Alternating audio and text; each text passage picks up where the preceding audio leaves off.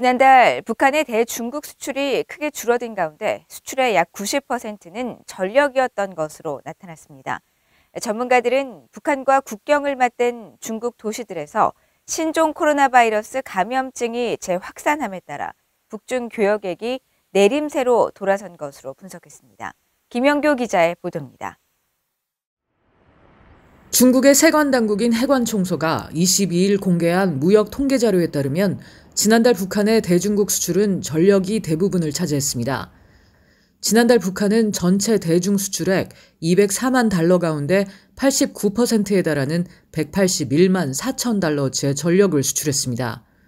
전력 수출액은 과거와 큰 차이가 없었지만 북한의 대중 수출이 전반적으로 줄면서 비중이 커졌습니다. 중국이 10년 만에 최악의 전력난을 겪는 가운데 북한은 최근 석 달째 대중 전력 수출을 약간씩 늘렸는데 10월 전력 수출액은 전달인 9월에 149만 2천 달러에서 32만 달러 정도 증가한 겁니다. 만성적인 전력난에 시달리는 북한이 이렇게 전력을 수출하는 배경엔 북한과 중국이 압록강에서 공동 관리하는 4개의 댐이 있기 때문입니다.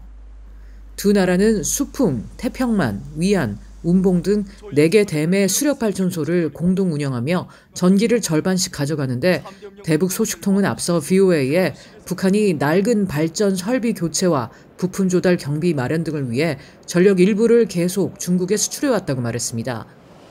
한편 북한의 지난달 수입액 4,182만 달러 가운데 담배와 담배류가 422만 달러로 가장 많았으며 비누류가 363만 달러로 뒤를 이었습니다.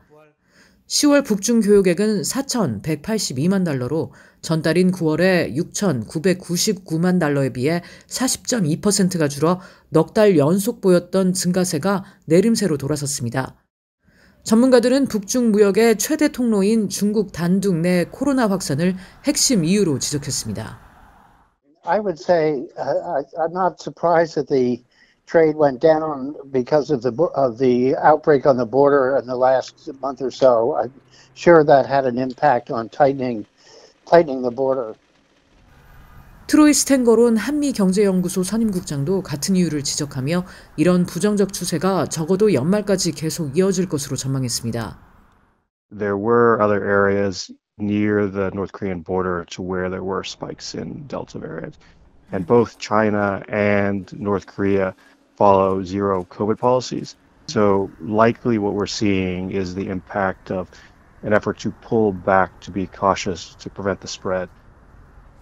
전문가들은 북중 간 최근의 무역 증감은 규모 자체가 워낙 큰 의미가 없다며 북한 지도부가 국경 봉쇄와 국내 시장 규제를 풀기 전엔 큰 변화를 기대하기 힘들 것이라고 말했습니다. VOA 뉴스 김연경입니다.